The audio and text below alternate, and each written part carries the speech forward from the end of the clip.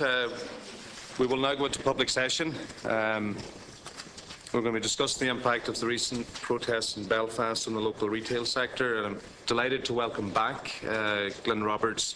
You're no stranger to this committee. You were here with the Northern Ireland Business Trust in 2012. Glyn is Chief Executive of the Northern Ireland Independent Retail Trade Association. You're very welcome to the meeting here today, Glyn. Obviously, the members will have observations and questions following your presentation. But can I just say at the outset, obviously, you'll be aware that we as a committee travelled to Belfast on the 22nd and the 23rd of November. We had a very enriching experience where we met with groups from both communities at the interface. And we came away with a sense that a lot of progress has been made. And then on the 3rd of December, a couple of weeks later, things changed. Now, at the same time, we know from the people that we met from both communities, even at an interface level, that there's an overwhelming desire to progress. And we as a committee would like to acknowledge the progress that has been made in Northern Ireland, and we also would like to articulate the desire of this committee to act as a facilitator, to act in a way that can allow the likes of yourself and your group the space, and other groups the space, to come before this committee and to give your interpretation, and also to give you, in a generosity of spirit for all communities and people that can offer constructive proposals. That is the view of this committee, and we're absolutely delighted that you're here today, and we look forward to your presentation. Chairman, thank you very much. It's great to be back.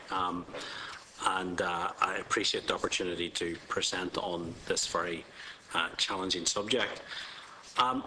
Obviously, I want to give members some idea of the damage being done to the Northern Ireland economy as a result of the ongoing flag protests, and obviously our own plans to address the problem.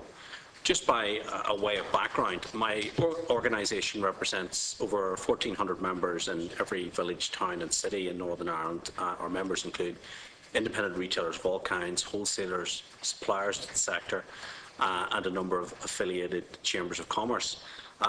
Over the years, we've built excellent relationships with RG Data and Retail Excellence Ireland. And indeed, both Retail Excellence Ireland and ourselves have been very keen of late to work with Intertrade Ireland to see how we can develop the retail potential, or the retail sector's potential on this island as a whole. We are actually in the very early stages of establishing a joint North-South retail forum to address the many challenges facing the sector, and more importantly, how do we create the next generation of retail entrepreneurs on the island? How do we create 21st century town and city centres on the island? And how do we develop the island of Ireland as a major retail destination? Where the island of Ireland is known for its world-class food. Could we, in the years to come, develop this island as a world-class retail destination? So those are some of the ideas that we have been developing, and I'm happy to touch on that at a later stage. But I thought that was perhaps useful for your committee to note where we are at these early stages. For 2012, the retail sector in the UK, and obviously for the island of Ireland, was one of the worst since records began. In 2011-12, nearly 2,000 shops and smaller chain stores closed their doors in Northern Ireland. And sadly, Northern Ireland achieved the status of having the worst shop vacancy rate in the UK. And in fact, it's actually twice the national average. 1 in 4 shops in Belfast are now vacant, and across the north the position is 1 in 5. Now, we have put forward our own ideas in a 50-point plan. I'm happy to share this at some point about how we can turn the situation around both for our retail sector and our town and city centres. And I wanted really to put this up, to put that there in terms of the context of where we are. And obviously for many traders, Christmas of 2012 was going to be their harvest time, given that 2012 was such a bad year. They hoped for a very productive Christmas, and sadly for many that was not the case when the flag protests and sadly the rioting began. The impact of the flag protests has brought the commercial heart of Belfast to its knees and severely impacted the wider Northern Ireland economy. In recent weeks, retailers and traders have been struggling to get people through the door. As a result, many businesses in Belfast have been forced to let staff go, and as the situation is showing no signs of improving, more job losses are expected in the coming weeks. And of course, looking at perhaps a little bit closely in terms of the trade figures at Christmas, it was very clear to see in Belfast the trade was to some degree displaced to other town and city centres in the north, and obviously to Dublin as well. A big increase in online and out of town. And obviously many shoppers in Belfast were put off coming into the city centre on Saturdays because of the regular protest which takes place there every Saturday, which effectively gridlocks the main part of Belfast city centre. And I want to be very clear, it's not for my organisation to comment on the politics of flying the Union flag, or indeed how Belfast City Council votes. But I think what it is crucial for us to do is to comment on the damage being done to Belfast and a number of other towns in the north. Just in terms of some of the wider issues in terms of cost, our colleagues in the CBI estimate the losses to our economy of around 15 million. I would actually say that is now a very conservative figure indeed. The cost of policing the protests was recently put at 7 million. Again, I would say this figure is likely to be much, much more. Our colleagues in Pubs of Ulster, who represent the licensed trade in Northern Ireland, revealed that pubs, restaurants and hotels are suffering severely as a result of the protests, with people not going out and visitors opting to avoid towns and cities.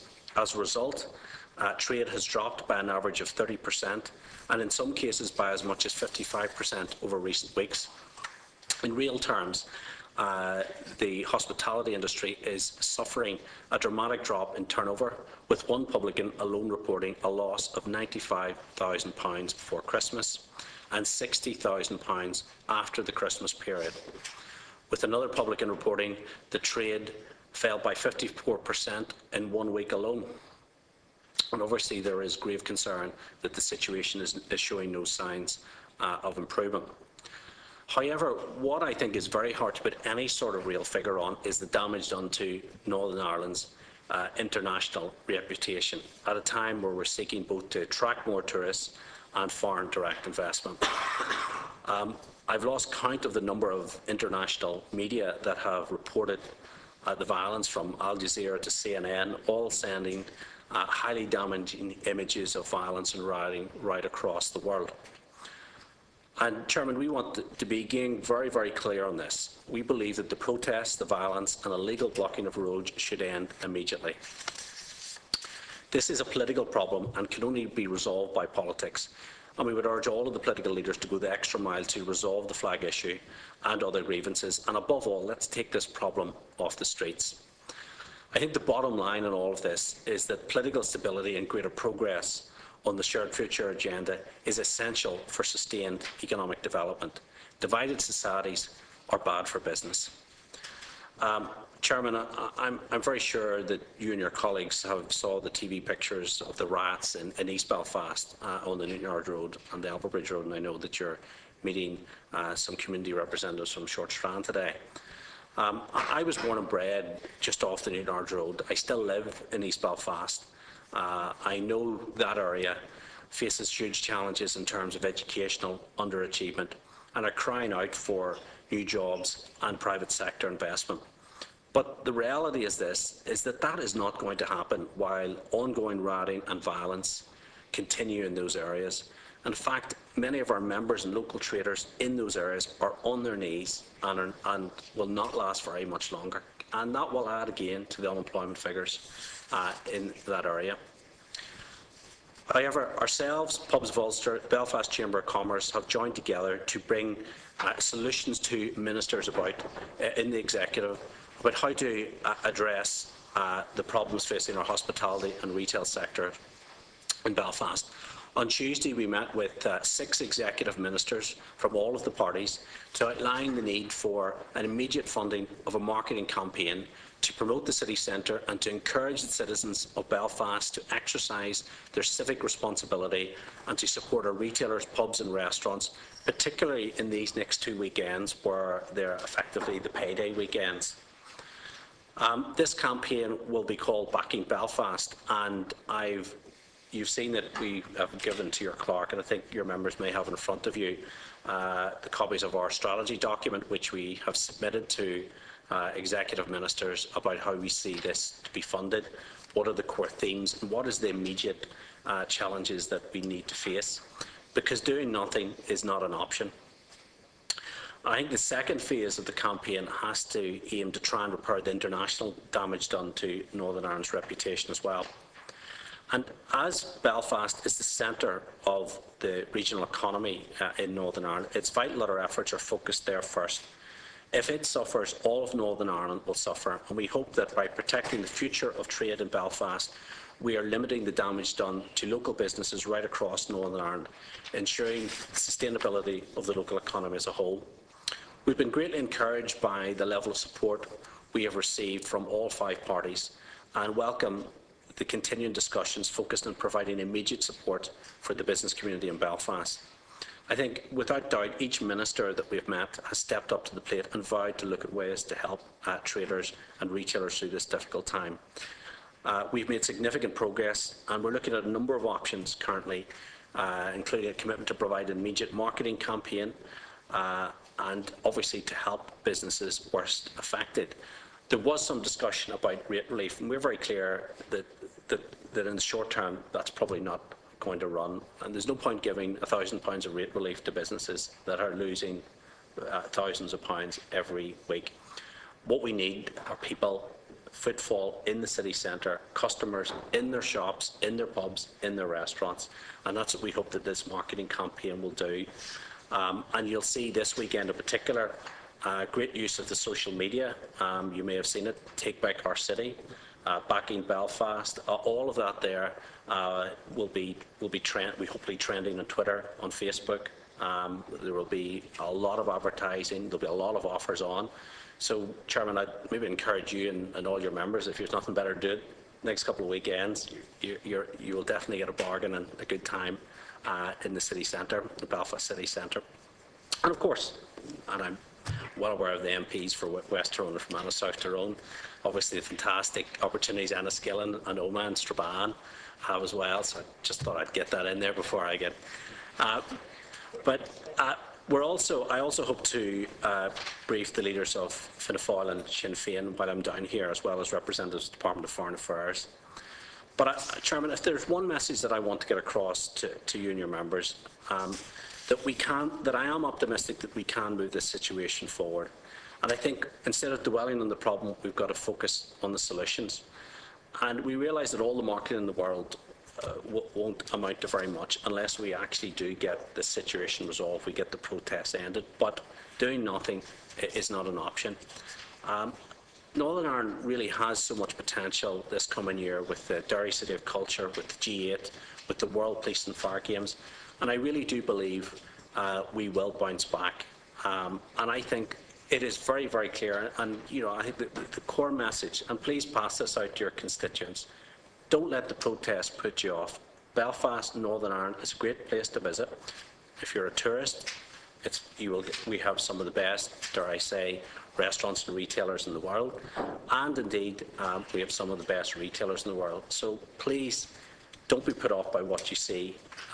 Come up and support us, and I do believe that we will get through this. Thank you. Okay, Glyn, thank you for your presentation. A few members indicating. We'll start with Frank Feehan, followed by Michelle. Glyn, first of all, you're very, very welcome, and thanks for your presentation. Just as somebody who comes from a retail background, my family were the newsagents. It's very challenging all the smaller retails over the last few years. Just looking at Belfast, and we were on the Newtonards Road as well, it's really, in most of those high streets, effectively main streets, what's left now are maybe pubs, bookies and hairdressers.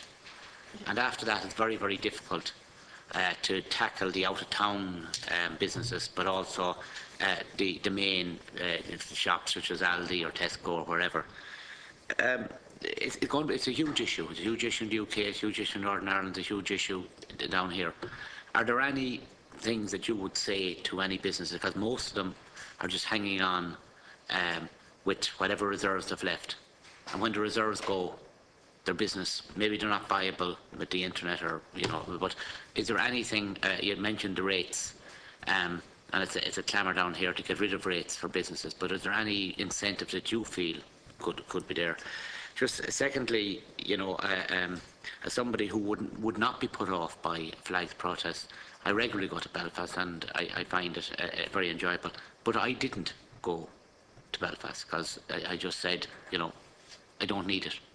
And if somebody like me is saying it, you can be absolutely certain that there's tens of thousands of people from across the UK, from down here, simply won't bother. And finally, this executive campaign, where are you targeting? Is it going to be, who are you targeting with the campaign? Is it locals in Belfast, or is it across the UK or down in the Republic or across the island of Ireland? I'm going to have to suspend the meeting, members, because there's a vote, or what do you say, many senators. Well, many would still have a quorum. We'll see. There's a vote on now. Yeah. We don't have a deputy chair from the Dáil, so. Is it okay? We'll suspend. Is that, Glyn? That's okay. No, I understand. I've been there before. And these are the unexpected things that happen in politics. We have a vote, so we'll suspend it until after the vote.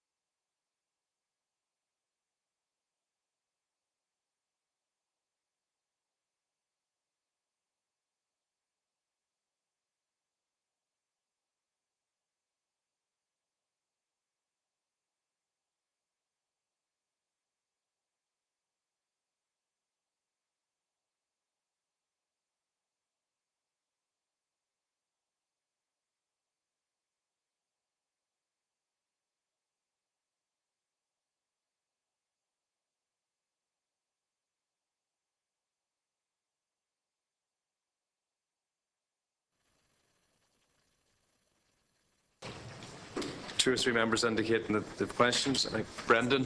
Yeah, thanks, Chair. Yeah, Brendan Smith. I thank Glyn for his presentation, and of course, the marketing campaign that we need is the cessation of this sectarian violence. No matter what good marketing initiatives you put in place, and they're necessary and they're needed, it's very hard to counteract the broadcast media and the pictures being shown all around the world. I spoke to a young person who was outside the continent of Europe, and they were telling me they were watching Sky News, and it was violence on the streets of Ireland again. So it wasn't just the brand, it's not just Northern Ireland that's been affected in a negative way with this publicity as well.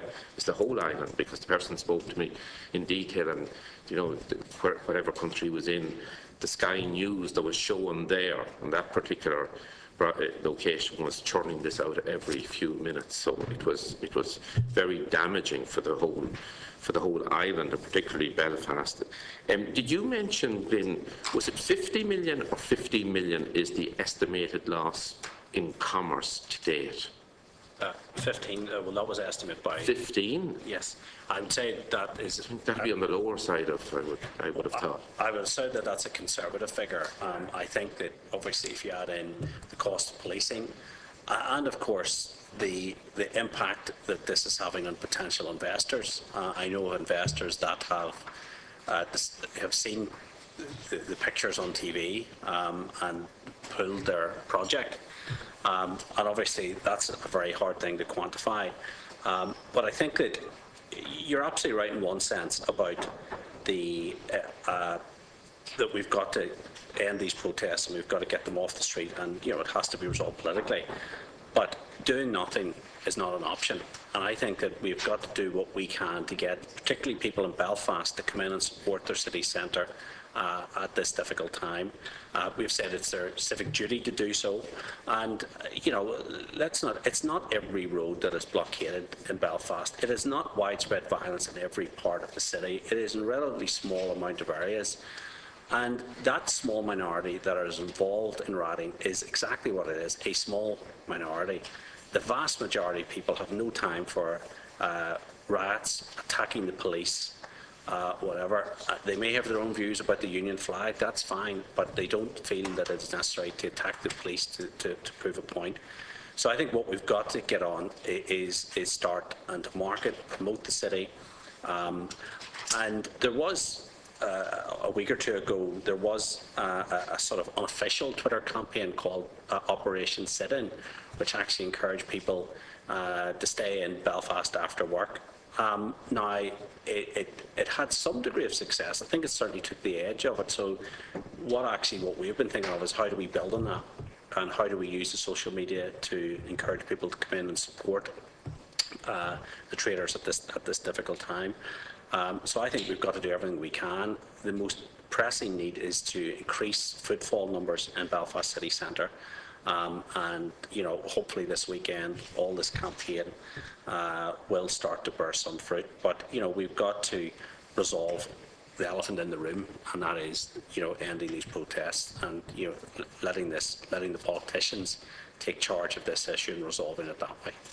Can I ask, Chairman, have the local media, print media and that, have they been supportive of you? Because I'm sure all of your constituent members are big advertisers.